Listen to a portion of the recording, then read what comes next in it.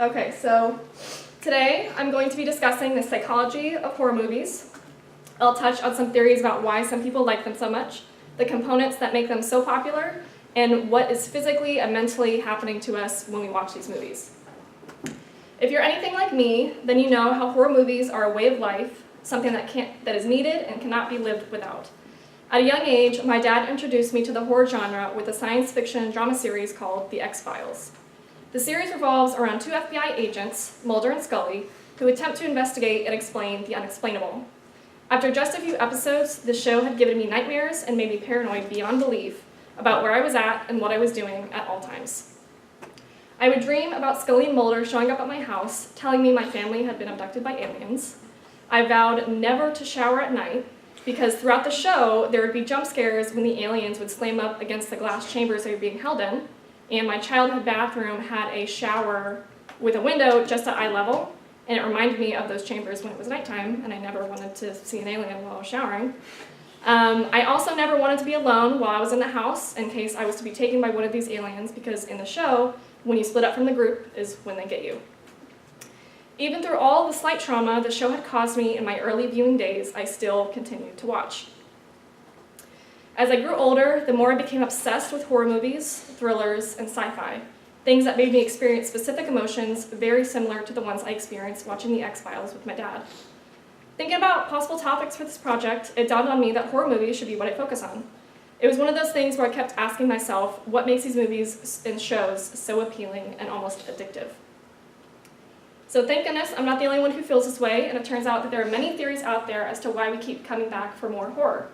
Theories that range from the time of Aristotle to Sigmund Freud to the present. The earliest theory being catharsis, which was proposed by Aristotle, says that by listening to dramatic plays or scary stories that we are able to release feelings of aggression that have built up within us over time. So we are basically able to purge ourselves unknowingly of the supposed tension that we have accumulated through only listening. There are two psychoanalytic theories by Freud and Jung that both explain unconscious thoughts and feelings which drive us to desire certain things. Freud says that horror is a manifestation of uncanny, continuous thoughts that have been subdued by our ego but are familiar to the individual.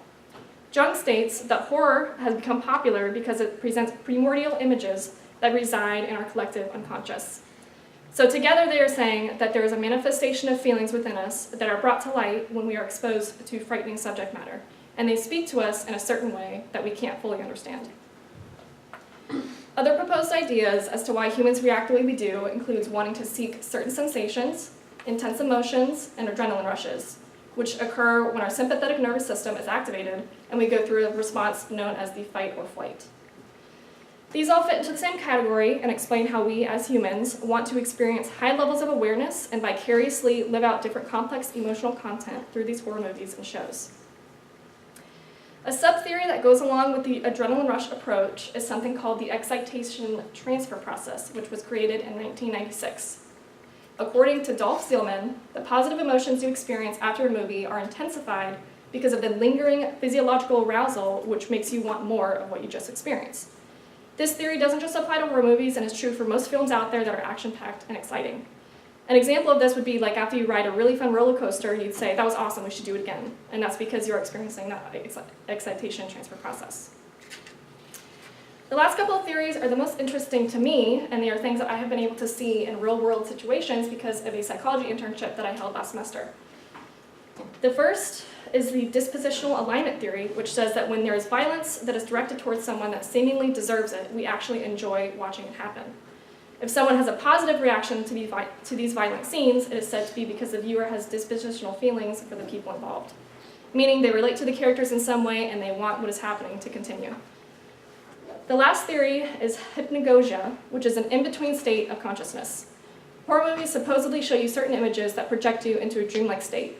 So if you have ever watched a movie in the theater or at home and finished it and felt like you were still experiencing the scenes and felt as if you were still in the movie and that it didn't end, then that would be hypnagogia.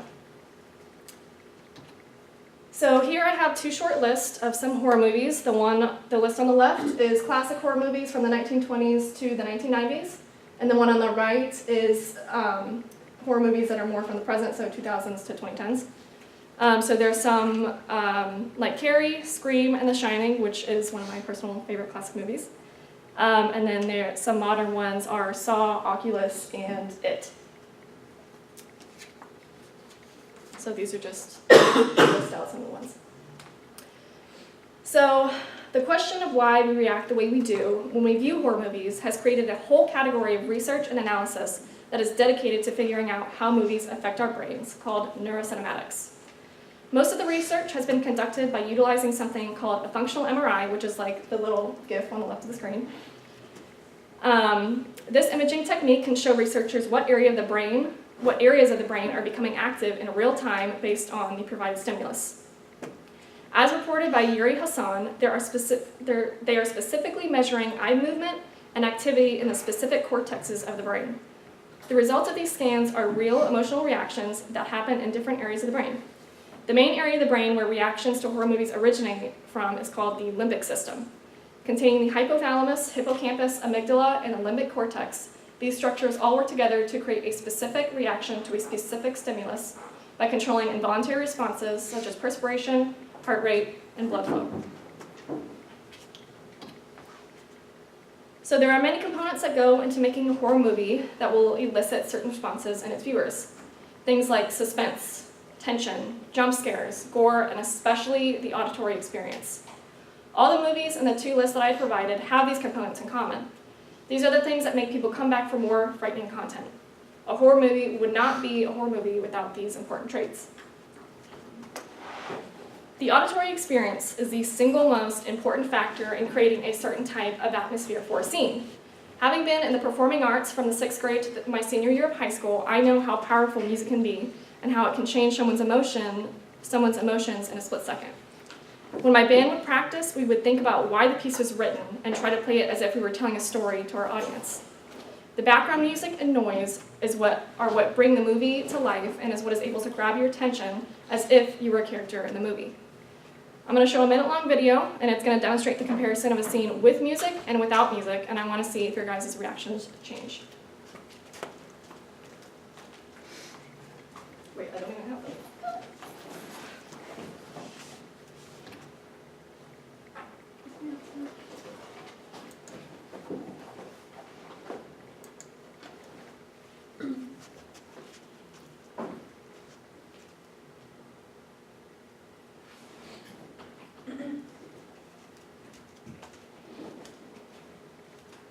Pretty sure the volume's on.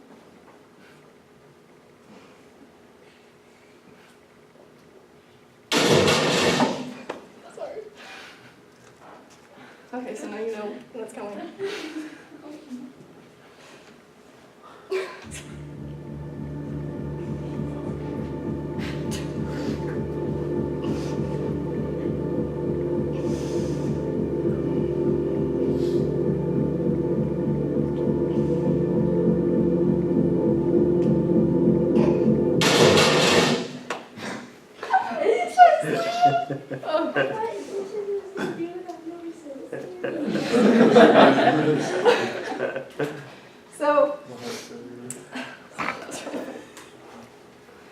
So that was a comparison. You guys can see how powerful the music can be and how it can change the complete atmosphere of a scene. So to review, I spoke about 9 different theories about why humans like horror movies. I gave some examples of popular horror movies ranging from the 1920s to the 2010s. I introduced the category of research called Neuro Cinematics and explained how researchers analyze our brain activity when stimulated by frightening content. And I named the most important components that every horror movie has. I hope that you guys learned a bit about the psychology behind horror movies and why some people, like myself, enjoy the experience. The next time that you're watching a scary movie and you're really freaked out, just remember it's literally all in your head. Thank you.